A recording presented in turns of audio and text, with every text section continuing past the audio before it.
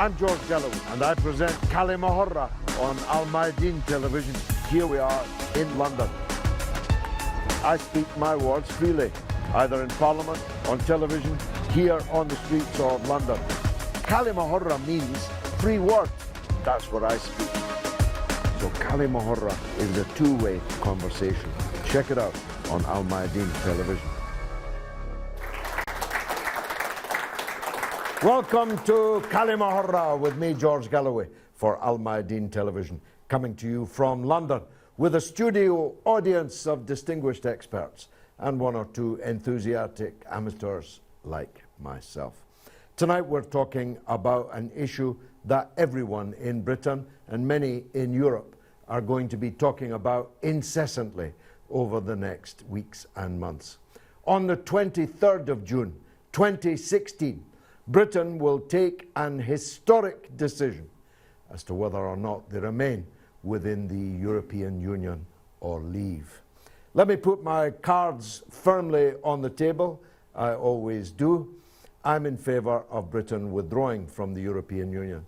Indeed, although I don't look old enough, I was a campaigner to withdraw from the European Union the last time we had a referendum on this in 1975. My leader then was the now late but always great Tony Benn. He said that we should withdraw from the European Union because it was a profoundly anti-democratic organisation, one which could not be reformed because its constitution had been pre-cooked in advance to avoid reform and avoid changing the negative aspects of it. But he also said, and he proved entirely correct in this, that the European Economic Community, which we had joined 2 years previously in 1973, would eventually become effectively a state, but a state without democracy. And on the principle, first enunciated by the American revolutionaries, there can be no taxation without representation. And Mr. Benn argued that there could be no governance without representation. So that's where my cards still lie. There was a brief moment in the late 1980s and early 1990s under the leadership of Jacques Delors, the French statesman, when the European Union threw a few crumbs off its very lavishly furnished table to the working people of the European Union. But Delors is dead, and the ideas that he represented are even deader. The European Union now is best remembered for the way that it crushed the people of Greece, who decided that they simply couldn't pay the debt which previous right-wing governments had visited upon their already poor country, but were crushed by German diktat in its control of the European Central Bank and its effective control of European Union institutions into, despite their votes, which they cast not once, not twice, but 3 times, they were forced to swallow whole the austerity medicine of the European Union. The European Central Bank, the European Commission, which is effectively the handmaiden of the IMF, the International Monetary Fund, on the European continent. Now, half of the children of Greece are hungry, literally hungry. It's official. And worse than that, Greece has been turned into basically a refugee camp with barbed wire trapping the refugees fleeing from the war and carnage in the Middle East and Afghanistan, being trapped in Greece. On top of all their other problems, nobody else wants these refugees. The EU has negotiated a very sordid deal with President Erdogan of Turkey, whereby Erdogan, who did so much to create the refugee crisis, is given hundreds of billions of euros in order to take some of them back, in defiance of international law on the treatment of refugees, which states very clearly that you cannot return refugees to a dangerous place, and anyone who wants to argue that Turkey is not a dangerous place, well, you're welcome to come and argue it with me. All the establishment figures who are on the side of remain staying in the European Union, Goldman Sachs, the City of London, Tony Blair, David Cameron, George Osborne. Do I need to go on with that grisly list of people campaigning for Britain to remain? Are going to have their work cut out. They are engaging in the politics of fear. Project Fear, we call it. They want to persuade the British people that Britain will become, I don't know, Bangladesh if it leaves the European Union. In doing so, they are not only, in my view, underestimating the British people, they're overestimating the civilizing nature of the European Union. I think the British had a history before we joined the European Union. It had many, many, many black, dark spots and periods. But we were something, you know. In the 1960s, which was the best decade to be alive in Britain, well, we were effectively the capital of the world here in London. And I believe that we can be again. The European Union does not mean Europe. The British are European people. The European Union is a political construct. And all I'm arguing is that we should leave that political construct and re-enter the world. So I want a Britain that can trade and do business with the rising powers in the world. Brazil, Russia, India, South Africa, Iran, and other parts of the world where the sun is rising rather than setting. So I reject the idea that to come out of the European Union is somehow a little Englander position. Nobody could be more of an internationalist than me. I'm the very last person who can be so described. I want Britain out of the EU and back in the world. Let's hear what the audience thinks. Yes, sir, go ahead.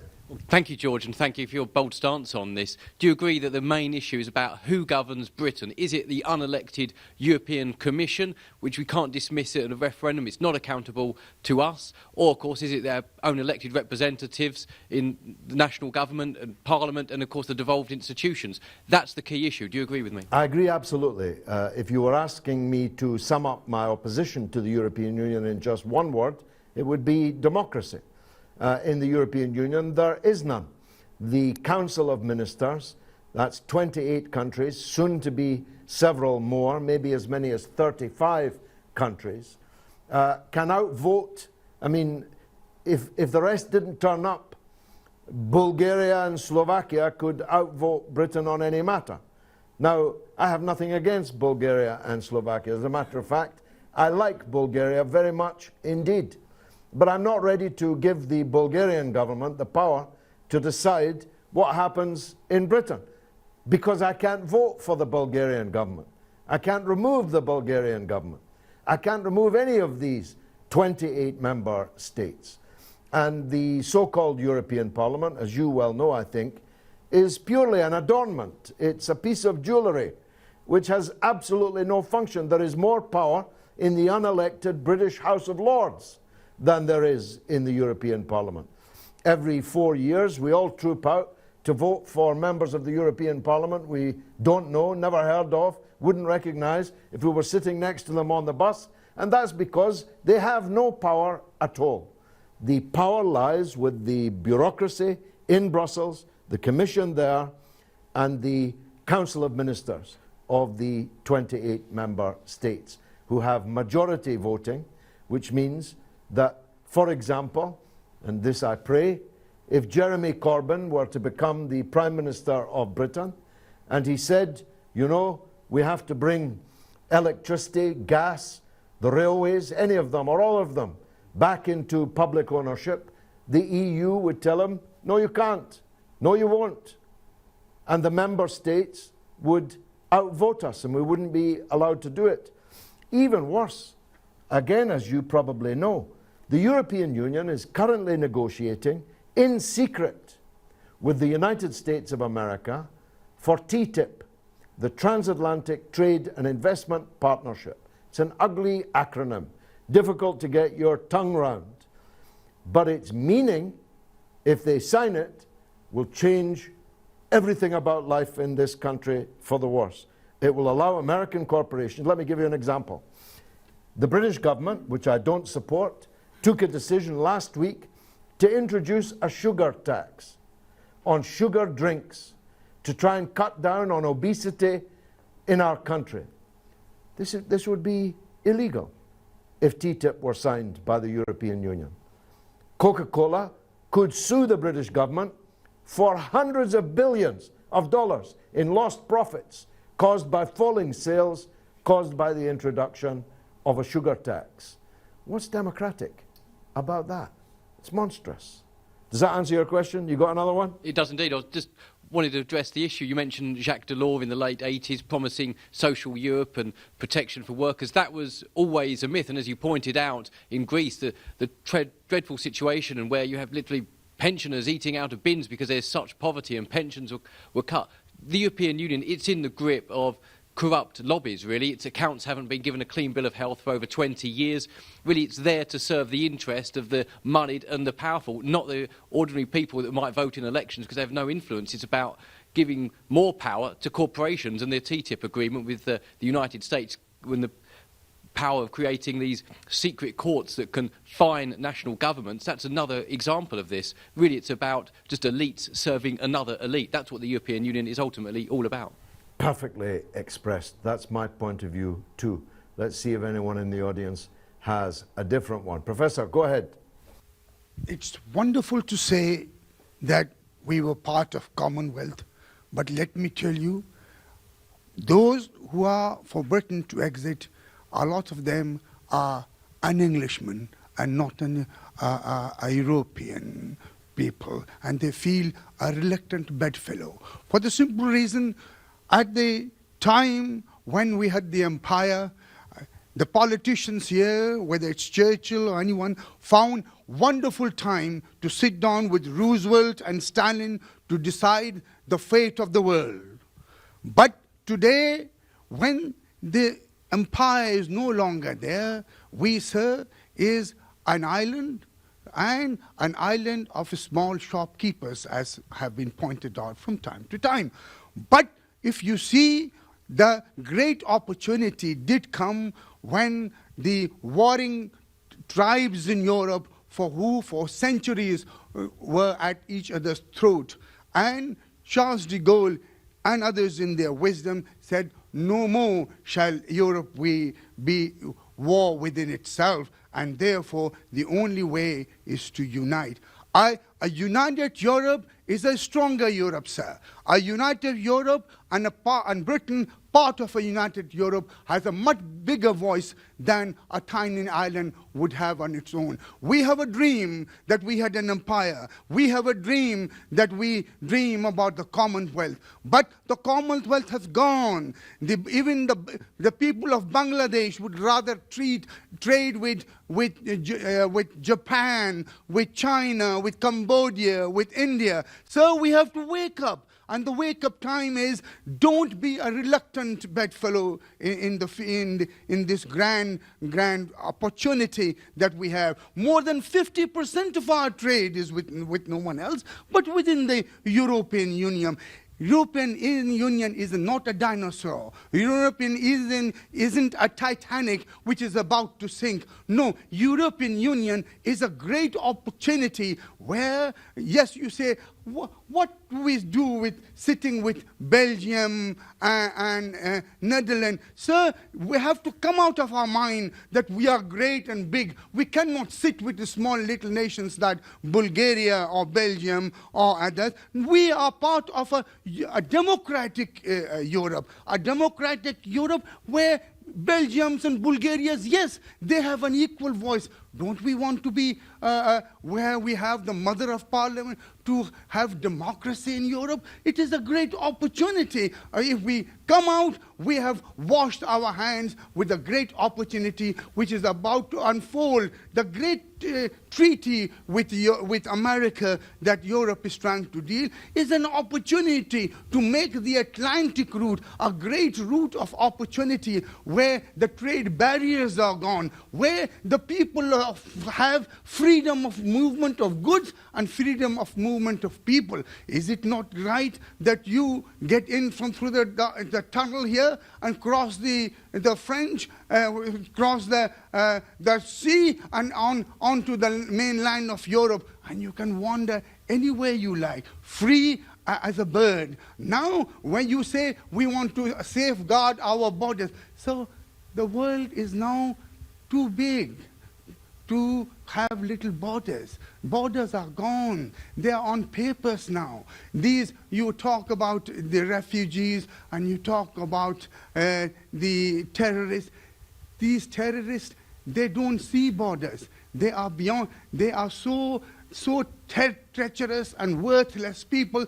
They don't deal with borders. Borders are gone. What we need to have a Europe where Britain can take the seat at the helm and have a controlling voice to raise the issues, and in a democratic way establish a democratic parliament.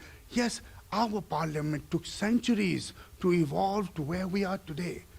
Why can't we give the European Parliament that great opportunity? Well, as you mentioned, Mr. Churchill, Hitler said that he was going to wring our neck like a chicken. And Churchill answered, some chicken, some neck. Britain is not, sir, a small little island. Britain has a population of 65 million people. It is the 5th largest economy in the world. It is a permanent member of the Security Council of the United Nations. Its language, if you'll forgive the pun, is the lingua franca of the world. It is the language of international law. It is the language of the internet. It is the language of international commerce. Some chicken, some neck. You describe us as if we were the Isle of Man. It's deeply offensive, frankly, to hear you do so. The empire is gone. Hallelujah. I hate empires. I've fought all my life against empire. But the English-speaking world has not gone. And India, as I mentioned, is probably, next to China, the most significant trading bloc in the world in a single state. And it is part of the BRICS, with Brazil, with Russia, with China, with South Africa, with Iran. That's our oyster, not a failing collection of countries in the European Union. Now, you made some very contentious points. You said it's wonderful to walk around in Europe free as a bird. Well, not if you look like you can't walk around in Europe free as a bird. In fact, you won't be able to walk around Europe for very much longer, even if you look like me, because the Schengen agreement allowing people to walk around Europe is on the point of collapse. By the time this program goes out on television, there will be no Schengen agreement. Why? Because we have the grotesque situation where people are living in Belgium and driving to Paris, murdering large numbers of people, and driving back to Belgium, and nobody even looks at them. Never mind checks what's in their car for guns and explosives and suicide belts and all the rest. That's all done now. The refugee crisis, 1 million refugees created by Erdogan and Saudi Arabia and the others who are paying for the destruction of Syria. 1 million refugees last summer, another 1 million refugees this summer. This European Union is on the point of collapse. Schengen will be collapsed within a couple of weeks from now, if not a couple of days from now. The open border that the last summer's refugees found has been closed. We've just bribed the man who's creating the refugee crisis not to allow them to come to Europe. You're painting a picture. Now, the worst of your, if you don't mind me saying so, solecisms is the idea, and you mentioned it 7 or 8 times, democratic. The European Union is the least democratic organization in the entire world, and it's designed so to be. There's no democracy. Let me restate. I'm the only person in this room with a book published in Romanian. I even speak Romanian. Jorge Dimitrov is my hero from Bulgaria. It is no disrespect to Romania or Bulgaria for me to say I will not accept the governments of Romania and Bulgaria telling me whether we can nationalize our gas industry or our railway industry. There's nothing democratic about that. Neither is there anything xenophobic, because my point is I can remove the British government. And by the way, I have.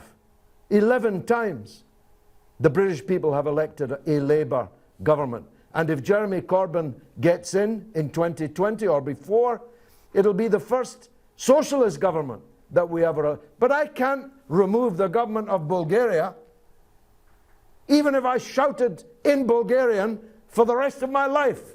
I can't affect the government that is elected in Bulgaria or Romania or Slovakia or Slovenia. I can't, because I can't vote for their governments and I can't vote to remove their governments. You'll be back in, but only after this.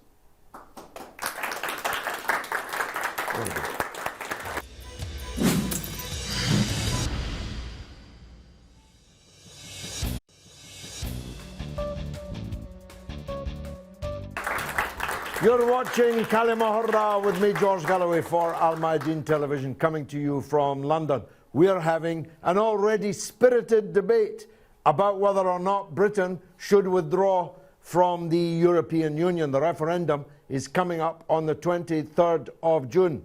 Plenty more arguments still to come, but earlier we took the Al-Mayadeen camera onto the streets of London to hear what the public thought. Watch this.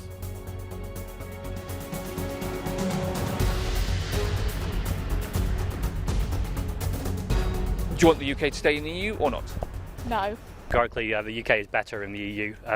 Over a quarter of our exports go straight to the European Union. We're better peace and security financially, and also there's a humanitarian argument as well. I like the idea of Europe working together politically, economically, but I don't like a lot of the recent actions of the EU, and I'm not a fan of one huge government over so many different nations. Would you like the UK to stay in the EU? I think it would be really quite dangerous if we left the EU. I mean, it was an organisation that was set up to promote peace, promote international cooperation, and as long as we're out of it, then we don't have a say in how things are run. There are things that need to be reformed, but we can't do that if we leave. Personally, yes. There are very powerful arguments either way, and I'm still sort of in the balance. I'm undecided, so I'm waiting to see what argument makes me flip one way or the other.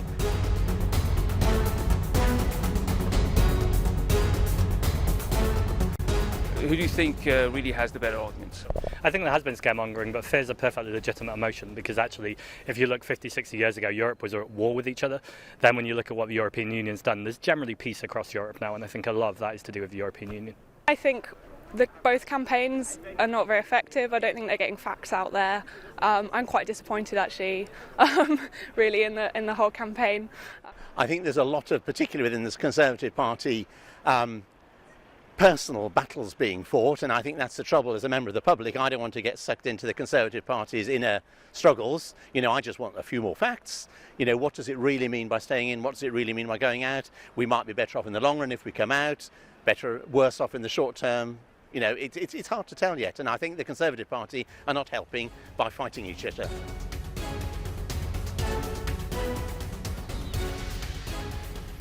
Well, there you go. That was the voice of London's metropolitan elite, relatively evenly balanced around the School of Oriental and African Studies. But I promise you that in the rest of the country, amongst the working people and in the industrial areas of what was formerly the workshop of the world, opinion is very much different. The opinion polls are clear enough. It's 53 to 44 at the minute, a 9-point lead for leaving the European Union. That may change, of course, in the course of the debate that we are having here. Now, I'm going to answer a lot of the points that were made there, but first I have to offer the microphone for a rebuttal from our friend who so pungently put the case for Remain. Please. You, George, spoke about Great Britain, fifth largest economy, place in the Security Council. Sir, George Orwell wrote, "Some believe they are born to be great, more equal than the others." Those days are gone. The world has moved on, George. Fifth largest economy for the moment. Look what's writing on the wall. Where is India moving? Where other Brazil and South Africa and other nations are moving? George, you have a city. No, but I'm saying they're doing quite well outside the European Union. They are outside Union. But what I say, they are not the part. Today you can trade with, nobody is stopping you to trade with India. Yes, they are. You had the Prime Minister of India coming here. Yes, they are. They are stopping us. And George, the great thing is you have got the City of London that lays your golden egg. Don't kill the goose that lays your golden egg. Well, they will all move to Frankfurt. They will all move to Frankfurt. Well, good riddance to them. The banks in the City of London almost destroyed this country. We've had 8 years of crippling austerity because of the City of London. So if they want to move to Frankfurt, not the City of London that destroyed. No, you said golden eggs.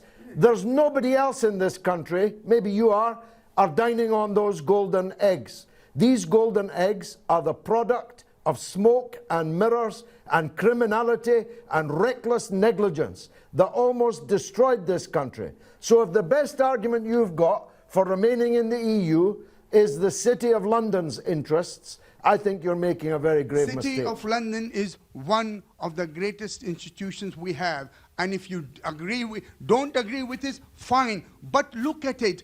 The things, the chamber will move. Why are you saying great for whom? We had to bail out at the cost of hundreds of billions of taxpayers' pounds the City of London banks. You gave the example of Greece. Had Greece not been a part of Europe, they were spending money like confetti money. And it is the reason that they are part of Europe that there is a bailout program. Look, Ireland had the same problem. Republic of Ireland had the same problem. And it, with the help of the European Union, it was able to come back into its economy and survive. So you want to be a loner in a boat? No, I don't want to be a loner. Why do you keep saying that? I want to leave the European Union. I don't want to leave Europe. We'll still trade with Europe, and they'll still trade with us, because Mercedes-Benz and Audi are not going to lose the appetite for selling me a car next year. They'll trade with us and we'll trade with them. We just won't allow ourselves to be run by them. You talk about Switzerland or Norway trading independently, but look at them. They have to follow all the rules and regulations laid down by the European Parliament. Actually, they don't. And if you leave, all those people were sitting here, right? The British government, the British Parliament wants to undo the Minimum Wages Act, undo the Human Rights Charter of Europe, because they want to start. At least if you're in Europe, the rights of the people are protected. The rights of the workforce is protected. Minimum wages is protected. Well, our government wants to do away with that, George. I don't know which Britain you're living in. It's not the same one I'm living in. The mass of the people in this country are living on poverty wages. They gain nothing from the golden eggs of the City of London. And they have a government that is deeply inimical to their interests. But they can vote that government out. They can vote Jeremy Corbyn's Labour government in. We cannot vote out the European Union that wrecked the lives of the people of Greece, wrecked the lives of the people of Ireland, of Portugal, of Spain, of Italy. They wrecked their economies. in favour of the very finance capital that you are extolling. Before I pass back to our other expert, I want to make a point that was made by several of the speakers there about peace. First of all, us leaving the European Union is not going to plunge the European continent into war. Neither are we going to go to war with the members, remaining members of the European Union. As scare stories go, that one takes the biscuit. But I want to challenge the idea that Europe has been at peace. Europe has not been fighting itself, except in Yugoslavia, except in Ukraine, but it has been fighting everybody else.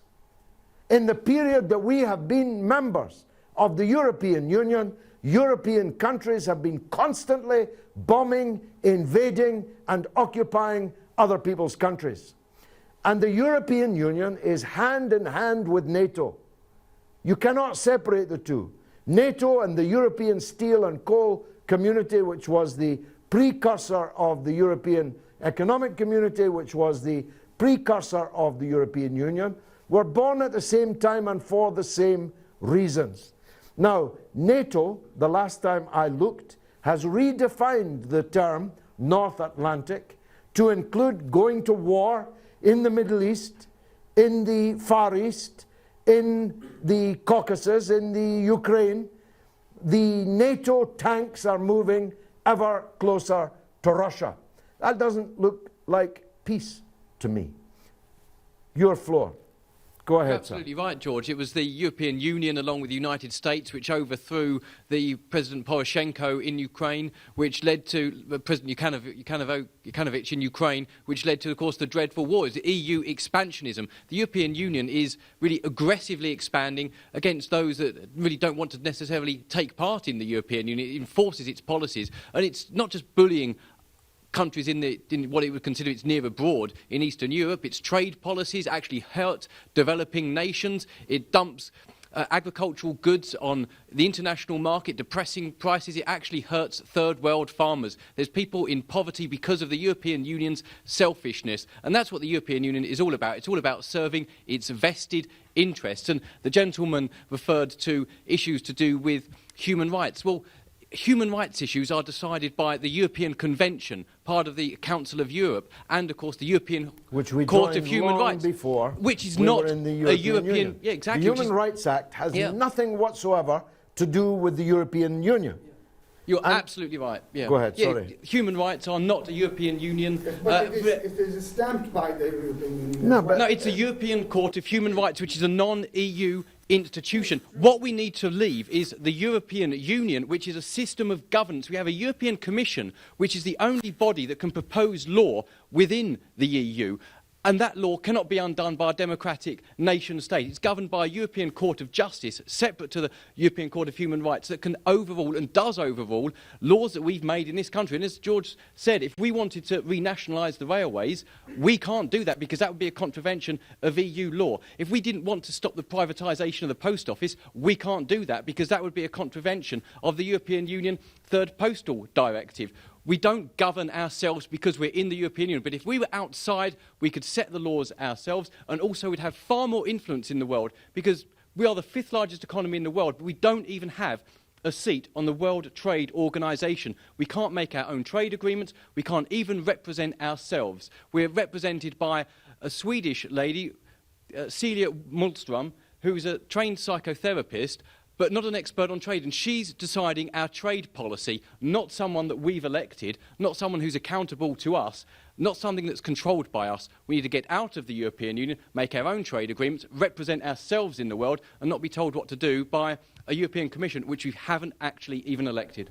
Well, thank you. While you're passing the microphone to the back, let me add to the Swedish lady. I woke up one morning to see a woman on television who was described as the European Union's foreign minister.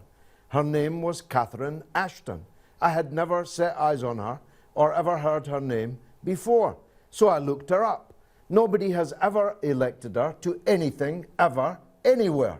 But she became the European Union foreign minister, threatening Russia on our behalf. threatening Russia with our armed forces, with our economic power to sanction.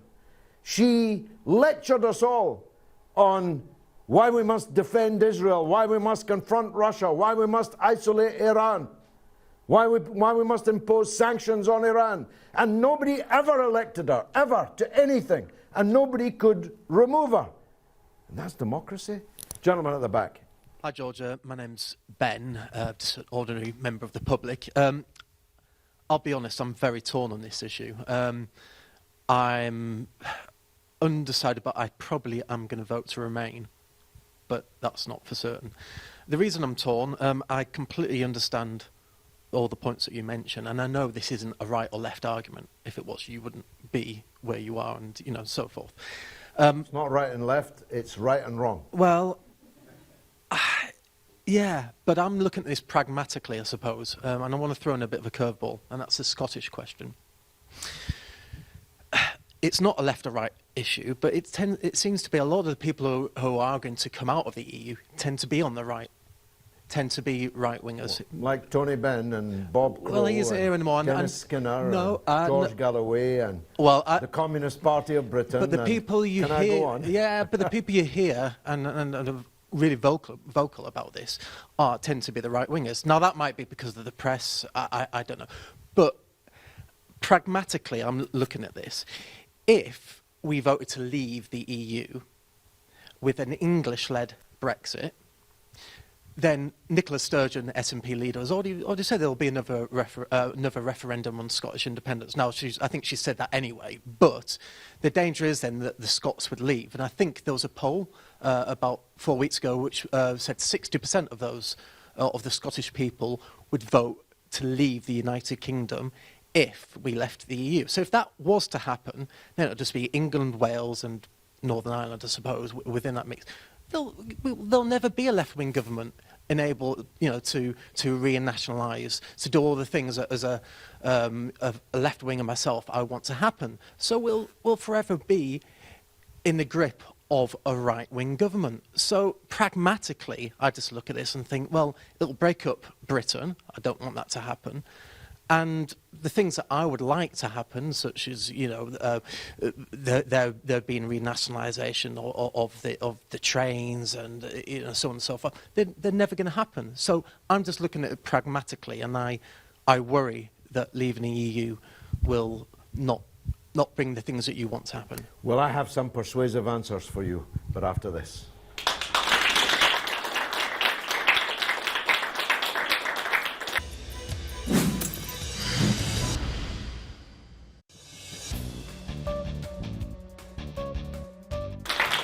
You're watching كلمة with me, George Galloway, on Al Mayadeen Television, coming to you from London, discussing the European Union. Fierce debate now going on in the studio. Let's hear more of what the public on the streets thought.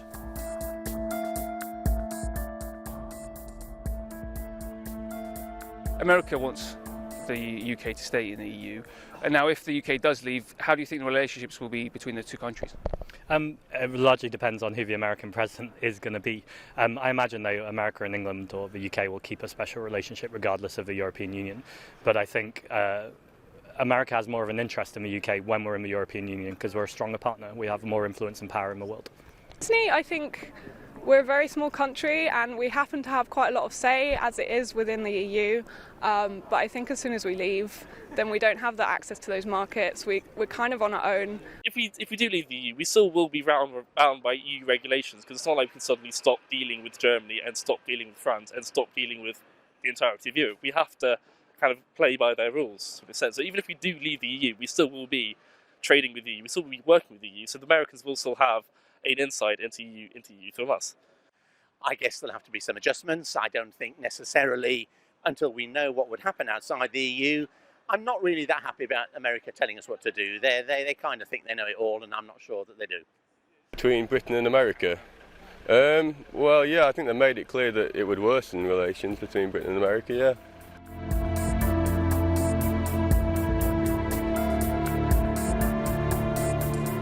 Do you think the EU wants the UK to stay, or I mean, have they been fed up with them, or do you think they really need them to stay in the EU. I don't think they're fed up with us, but I think they should be. For instance, the UK's response to refugees has been disgusting.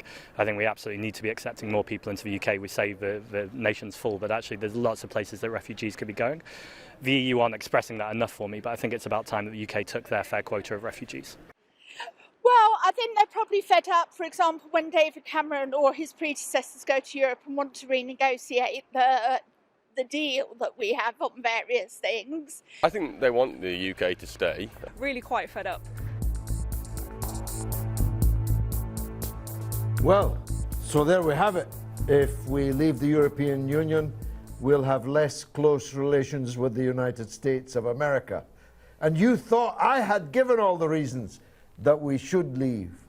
I don't want to have the relationship we have with the United States of America. The United States of America is a force for wickedness, aggression, war, occupation, invasion in the world. So if coming out of the European Union is going to make us less close to the United States of America, I'm up for that, Governor. Now, I've got some answers for you, my friend, at the back. First of all, I'm Scottish. I know as much as anybody else in this country, and more than most, about what's happening in Scotland vis-a-vis independence. I fought the referendum in 2014 to stop Britain breaking up. And by the way, the term Great Britain doesn't mean great. It just means the larger collection of islands, British Isles. I'm the last person to use imperialist terminology. Now, we won by 55 to 45, the referendum in Scotland in 2014, and we'd win it again. I'll tell you why. Scottish independence is predicated upon an oil price of $112 a barrel of oil. The actual price, I haven't looked for a week or two, but is still around $30 a barrel. Scottish people are quite famous about money. They know about money. They're quite mean with money. And they know that an independent Scottish state cannot be built on a declining asset whose price cannot be predicted and is now catastrophically lower than the price that they had in their mind when they went for the referendum last time. But if the Scots decide to leave Britain, they can. It's their right to do so. They have a national right of self-determination like any other nation in the world. I believe that they would not do so. I believe that they would not join the European Union when the rest of Britain, with whom they do most of their trading, was not in the European Union. I don't believe they would adopt the euro, which all new entries into the European Union have to do, and they would be a new entrant. When we had the pound just across the border, that would be a recipe for chaos. I don't believe they would do so because there would then have to be an actual border between Scotland and England. There'd have to be border posts and all the paraphernalia surrounding it. But I want to disabuse people of the idea that we are a small country. We are not a small country. We are, and would continue to be, the 5th strongest economy in the world. And I believe it would get stronger. Our steel industry collapsed, as you know, just a few months ago. As it happens, we've got a government that doesn't care a damn about the steel industry, the people that work in it, the communities that depend upon it. But if we had had a government, a Corbyn government, that was ready and willing to intervene to save our steel industry, it would have been acting illegally, because the European Union does not allow you to intervene to save your industries. Competition law is the essential basic law of the European Union. It is based on neoliberal economics. Everything must be up for competition. It's a competition that Germany always wins. I've said enough about Bulgaria and my friends in Romania. Let me talk about Germany. The essence of the European Union is that Germany and its hinterland will be the industrial base, and London will be the finance capital of the whole operation. But the only real economics is the industrial base. The financial side of it, as I've said, is a magic trick. Go ahead. Yeah, I hear what you say. I mean, it's difficult, and I think I'm going to have a private word with you, or once I've spoken to you for the next 60 minutes, I'll have changed your mind. You mentioned about the car industry, in Sunderland and Middlesbrough, that we do have quite a good car industry, and they would argue... Making Japanese cars, yeah. Yeah, but it doesn't matter. I mean, they're making something, so there is the manufacturing sites here. Not many, though. No, and but then on the other hand, you're right about TTIP. That's a big worry for me. So, well, that ought to be decisive for you, because we have a chance of stopping a Tory government which, as you know, is falling apart as we speak. The cabinet is breaking up, ministers are resigning, other ministers are about to be pushed. If Cameron loses this referendum, he'll be out in 6 weeks. The Tory government is weak. We can stop them signing TTIP. But if they did, we could vote them out and elect a government that would withdraw from TTIP. But if Germany and Bulgaria vote to sign the TTIP, that's us outvoted. We're outvoted. Nothing we can do about it. We're in the TTIP, whether we like it or not, because we cannot affect what Germany or Bulgaria do. Quite rightly, their people elect their own governments. That's my point. Who else would like to contribute? The lady at the front here. George, I completely agree with Ben. I think it's very undecisive for a lot of people, because at the moment we have a government that is not working in favour of nationalising the industry and making manufacturing here. I mean, they're very much in favour of the financial services and the banks and the big corporations. So it's scary for a lot of us to think that we're going to leave the EU, but then we're stuck with a government that doesn't care about the vulnerable. But neither does the EU care. But it feels like if it was a government that knows the decision is in the hands of British people, like if it was Labour government, I think without thinking, people would say, yeah, we'll leave the EU. But it feels like it's scary having to face the Conservatives without some kind of legislation that prevents them, for example, from signing contracts with corporations, or it just feels very scary. But we don't have that at the moment. On the contrary, the European Union forces you to sign contracts with the corporations. European Union corporate law, competition law, forces you to open up huge tracts of your society to competitive bids from other capitalist countries. So I recognize the point that you make. People are afraid of the Tories. But competition leads to success, George. No, that may be your credo. It's not mine. I believe that cooperation leads to success. Competition leads to everybody cutting their own throats.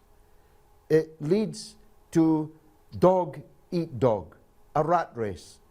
And we're not rats. Leave the rat race to the rats.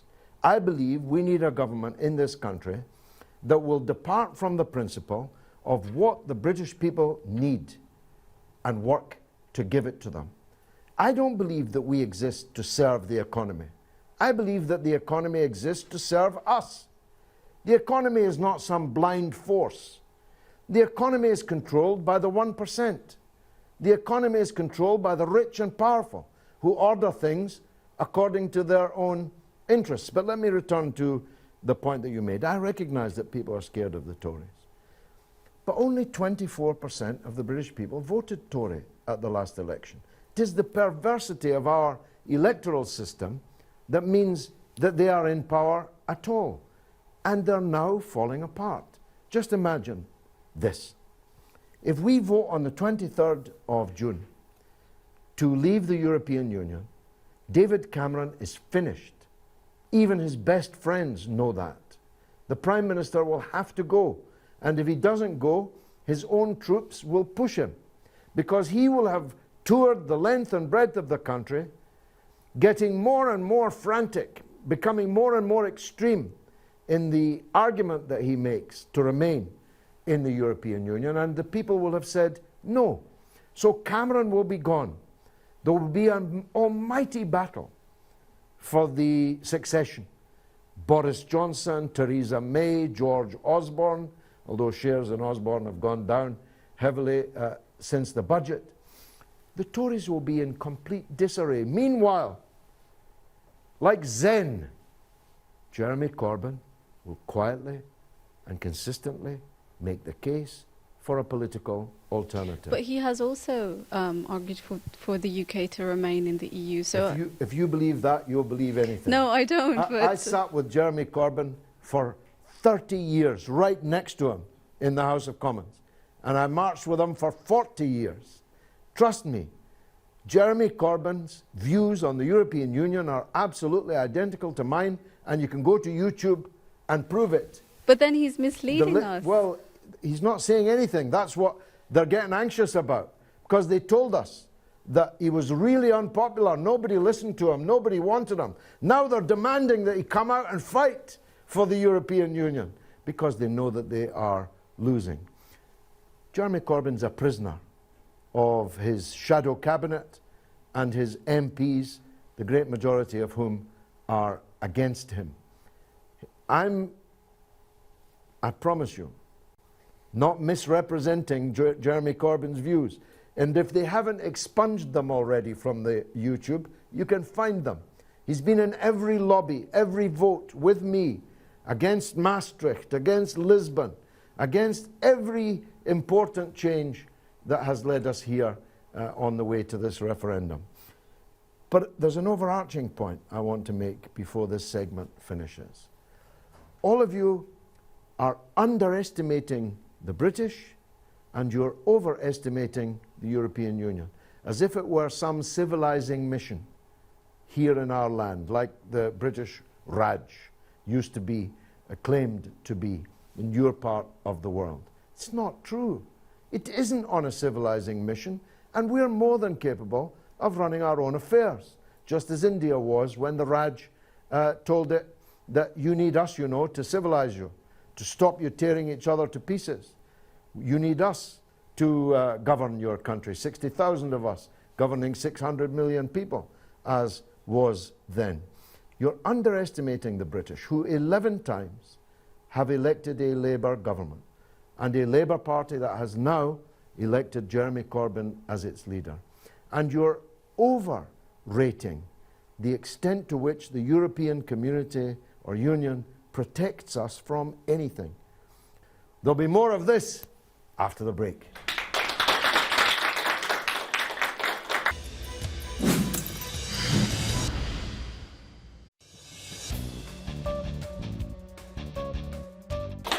You're watching كلمة with me, George Galloway, for Al Mayadeen Television, coming to you from London, discussing the imminent referendum in Britain on whether or not to leave the European Union. Yes, sir, your turn. People talk about social Europe. Again, that's just a myth. The European Union's done nothing to eliminate 0 hours contracts. And at the moment, if people wanted to elect a government of Jeremy Corbyn would be in office but not in power, because in all the important areas, ranging from the regulation of vacuum cleaners to whether we can support our industry, those decisions are not taken by people that we've actually elected and accountable to us. They're actually made by the European Commission and then agreed by the powers in the European Union. Really, if we want to run our own affairs, and if you want to have a government of Jeremy Corbyn, the only answer is to leave the European Union, and then they can actually implement policies. At the moment, it's just British elections are a farce because they don't make the decisions. It's the European Union. Lady behind you. Hi, my name's Joanna and I'm a student, and I just wanted to ask a question. With terrorist attacks targeting EU capitals, how can we be sure that we can protect ourselves without being in the EU? Well, we're not doing a very good job protecting ourselves in the EU. If the European Union was terrorist-free, that would be a powerful point. But as we just discovered on the streets of Brussels, it's very, very far from that. And I would argue that the Schengen Agreement, actually, well, I don't have to argue it, it's a matter of fact. The Schengen Agreement has facilitated the spread of the terror threat in the European Union. Now, I'm one of those who believes that Britain and most of the EU and the United States of America has a very significant share of the responsibility for the creation of this terrorist threat. The game began in Afghanistan in the 1980s, when, in order to destroy the Soviet Union, we built up and armed and financed Islamist extremist ideologies and called them freedom fighters, and gave them weapons and money and propaganda and political support. And we're still doing that right this day in Syria. And we're still in a military alliance with the Turkish government led by Erdogan, which has played such a huge role in the destruction of Syria, and that is now one of the chickens that's coming home to roost in the European mainland.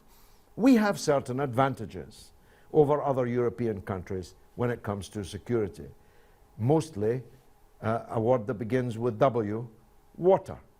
In order to come here, you have to cross the water, or you have to pass through an airport when you land here. That intrinsically makes us safer, because, and that may be, touch wood, fingers crossed, one of the reasons why Paris and Brussels was not London, because it's not so easy to move around and come in here. So I think that issues like terrorism and so on are not only reasons for not leaving, it's the opposite. If you wanted to make, I don't myself do it, because I think the whole terrorism issue is a much bigger and much more complex one. But if you forced me to, I'd say we'll be safer if we're not in the European Union. Let's take the lady in the front here. Thank you. George, my name is Rana, and I'm activist. My question is different. The EU took a decision or called to stop arming Saudi Arabia, selling arms to Saudi Arabia. So would that affect Britain? Would Britain stop arming Saudi Arabia? But or it didn't, madam. It didn't. The European Parliament passed a resolution saying that the European Union should stop selling arms to Saudi Arabia. But the European Parliament has no power. It was just a piece of paper, so just a declaration. I welcomed it, but it doesn't mean anything. The European Parliament can't tell the German government what to sell to whom, can't tell the British government what to sell to whom. It was meaningless in effective terms. But because we want to see an end to the arms sales to Saudi Arabia, many of us, not me because I know the facts, said hallelujah, it's great. The European Union is no longer going to sell arms to Saudi Arabia, but it is. And it will do until governments decide to stop selling arms to Saudi Arabia. So Saudi it's not Arabia's effective, yeah. Sorry? That means it's not effective, you know, the EU. No, it was just a resolution. It's like us passing a resolution here. It had no more effect than that. I could ask now, hands up for dumpling. Who wants to ban arms sales to Saudi Arabia? We win. It's just a declaration. It's a declaration of the Al Mayadeen studio. That's all it is. It's hardly worth the paper that it's written on. There is nothing progressive in foreign policy from the European Union. How could there be? Because the main powers in the European Union are tied to the apron strings of the United States and tied to the apron strings of NATO. NATO is in Brussels. The European Commission is in Brussels. They could be anywhere. It doesn't really matter.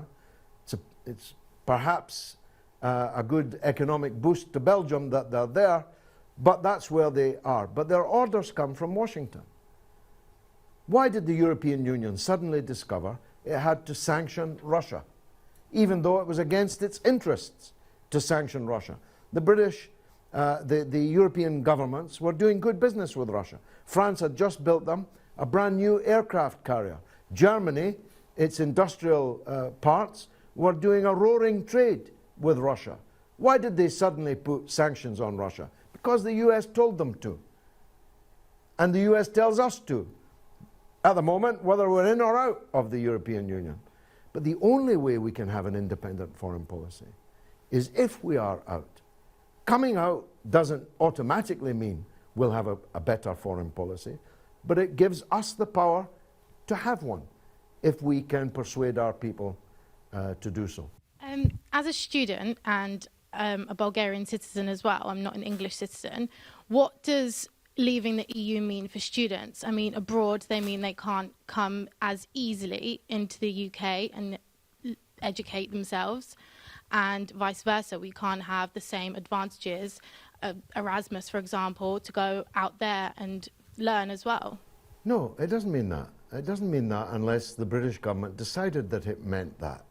And the British government would be very foolish to decide that.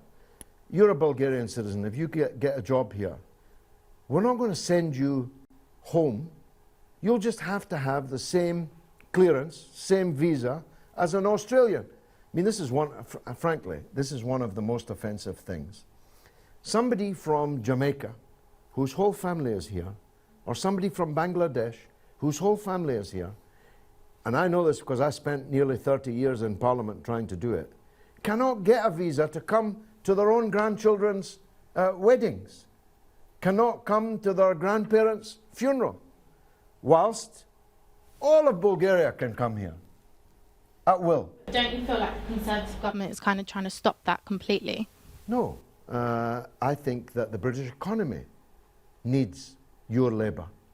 In fact, there's a study out today that says Britain will need more foreign labour if we leave the EU than we need at the moment. And I think that that's true. But the Conservative government does not support that. The Conservative government is a capitalist business government. If business says we need that young woman from Bulgaria to to stay here, trust me, she'll stay. We have millions of British people living and working in Europe. The European countries are not going to kick them out either. We're not going to kick you out, they're not going to kick us out. But there will be the power, as there must be. The Bulgarian government would not allow all of Europe to emigrate to its country. How could it? It would collapse. Every country has a right to decide how many migrants it's going to take. But as long as we're in the European Union, we don't have that right. Everybody could come.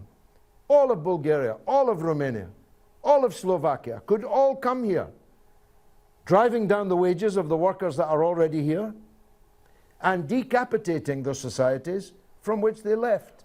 There's nothing progressive about mass immigration. It would be far better if people could build good lives for themselves in their own countries. But as long as we have a capitalist economic system, we need labour.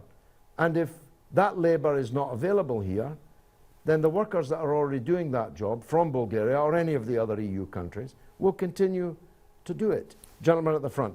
Thank you, George. Just to answer the young lady's point about the Erasmus programme, which you probably come here under, countries outside, well, many people have, that gives the opportunity for students to have an education at a university in another country, which they don't come from, but it doesn't apply to all the European Union countries. Non-EU countries take part. Turkey is a part of the Erasmus programme. Switzerland is a part of the Erasmus programme, as is Norway.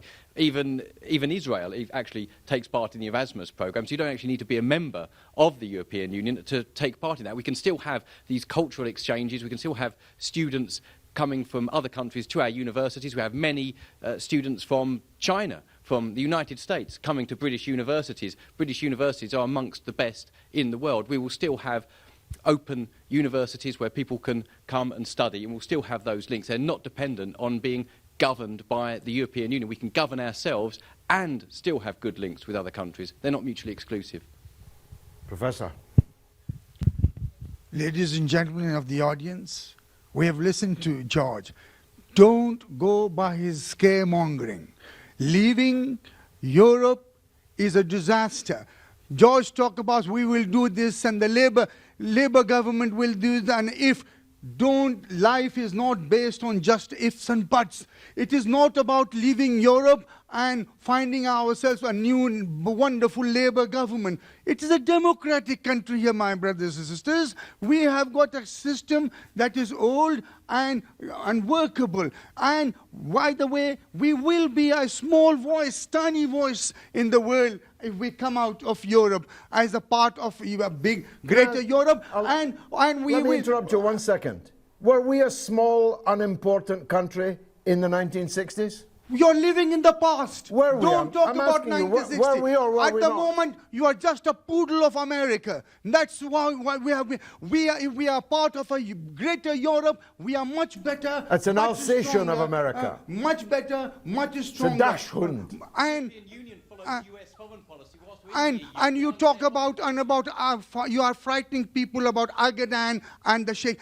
Agadan and the Sheikhs of Arabs are our puppets on our strings. They aren't working against our policies. They follow our indirect diktat that comes out from Whitehall and from White House. They aren't independent. They are just puppet on the string, George. And they will be dancing like that. I want to cut those strings. Whether we are in Europe or whether we are out of EU, doesn't matter. We are part of Europe. We are a part of family of Europe. We are part of family of Europe, and we let us remain as a family, as a stronger... Do you think Europe considers you a member of their family? Doesn't matter. What planet are you living on, man? I consider the myself... The European Union is a brazenly racist institution. We have got to change it in a democratic way. But you can't. We have to fight it in a democratic way. George, by running away from issues, doesn't make us independent. Pardon? Did you elect Catherine Ashton as your foreign minister?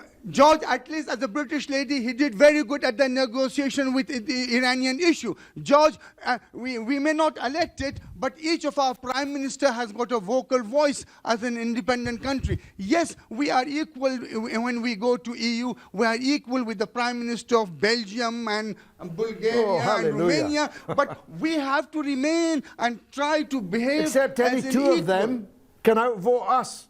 You're right. There's no reason why we shouldn't be more equal to the Prime Minister of Belgium. But if the Prime Minister of Belgium links up with the Prime Minister of Slovenia, that's 2-1. Why can't we be a great industrial nation like Germany while still in Europe? Why can't we compete with Germany? I'll tell you why. We don't have to run out of EU and hide ourselves in the island. You asked a good question. The answer is we can't, because it's illegal. British capitalism cannot restart British industrial and manufacturing power. Only the state can do that. But the state is legally forbidden to do it as long as we are in the European Union. So what I'm saying is it's a necessary but not sufficient condition for the kind of Britain I want to see for us to leave the European Union. But as you have seen tonight, there are powerful advocates and some unlikely relations, allies, or enmities. There are big divisions in Britain on this question. And this argument is going to rage right up to 10 p.m. on the evening of June the 23rd. I feel sure that we're going to be an independent country again. We'll still be a European country, but we'll be a self-governing one. And then comes the task of making sure we have a government that is worthy of the name. I support Jeremy Corbyn, the next Labour Prime Minister of an independent Britain. I've been George Galloway. This has been كلمة, where every word is free, on Al Mayadeen Television, coming to you from London. Thank you for your participation.